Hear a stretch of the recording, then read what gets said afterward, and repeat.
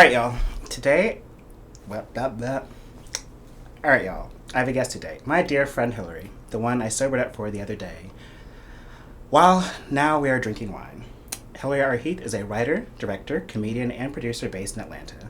Hillary was a founding member and has written, directed, and produced sketch comedy with the Atlanta-based group Critical Crop Top.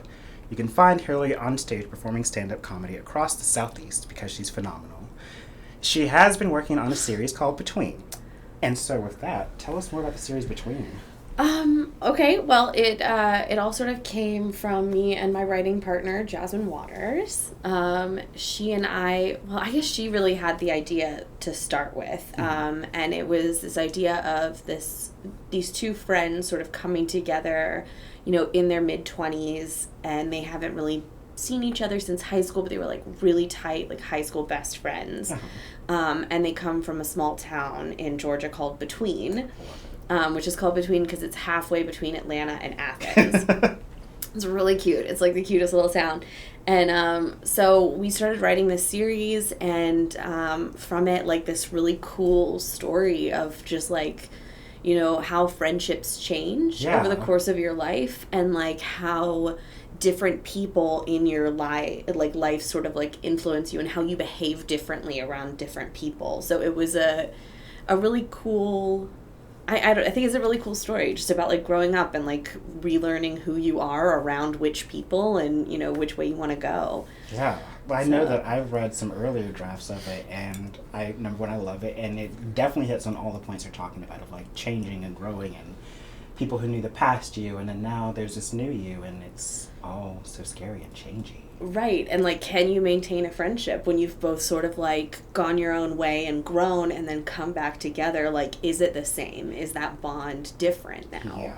So it was really fun to explore, and Jasmine and I wrote it for ourselves. Mm-hmm. So, and she convinced me to act. I'm not an actor, and I don't act very often, but... Okay, all right, we're going to talk about that, because you're a phenomenal actor. Thank you. But I don't think of myself as an actor, so, it's thunder. Lightning, very, very frightening. Okay, sorry, you have to acknowledge it. I don't know if they can hear it. Can you hear it, audience? They can hear it. Oh, okay. They're eagle ears, all 12 of them. Okay. Well, you guys got us. It's a thunderstorm. I promised I wouldn't look into the camera, but then I had to address America. Right. No, I love it when you address America. We're going to have to take a show of you addressing America. Oh, God. I would love it too, honestly. See? I would do a better job than Trump does. I could address America nightly. It would be great. It would be amazing. Just give your microphone and do your stand-up right there nightly for America. Oh, I don't know about my stand-up. America, I don't think, would like that. Well, America would probably hate my opinions more than my stand-up, so I don't know. It's really a crapshoot. There's only one way to find out. Hillary for president. Yes. Well, that didn't work out so well last time, though. Oh, wow. Yeah. Oh, bummer. That's a tear from laughing earlier, not from... But yes, it is. But also sad. But you were saying about... I think we were talking about Between, yes. That I'm not an actor, but, Jasmine convinced me to write this part for myself, so I play Jessie, who's the one who is grown up in Between and sort of stayed there, and never really moved out of her small town, whereas Tabitha, Jasmine's character, left town with her high school boyfriend, but he's now a sports star, and so they live a very different life than she lives in Between. Yeah. And so Jessie, my character, moves from Between to Atlanta and sort of rekindles his friendship with Tabitha, and it's the crazy hijinks that ensue. So many crazy hijinks. So I'm really excited about it. It's going to be good. We've been delayed for COVID, but... COVID has delayed so many, many, many things, but... So, in the next few months, what are you planning to do with the series? So right now we're trying to film episode 1. We've looked at it realistically, and we think that we could do it with a really small crew because it's really the main parts are just me and Jasmine. And then we've got one small scene at my home in Between, which we would be filming in Athens, God willing, at a friend's farm.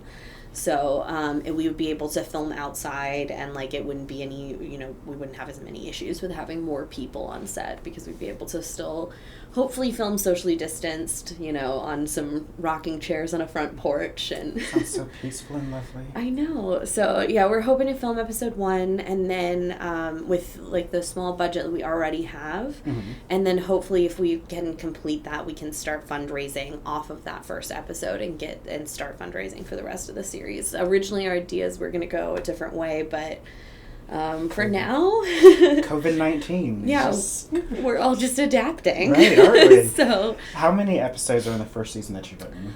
Right now there are 7, but we have talked about adding another episode, just because we didn't really, in the series, write a ton of things addressing race, and it is in small ways addressed, but, you know, with, you know, one of the lead characters being Black, we felt like maybe we need to write an episode addressing that, especially since we're in the South. So right now we're sort of tossing around ideas of adding another episode in with that.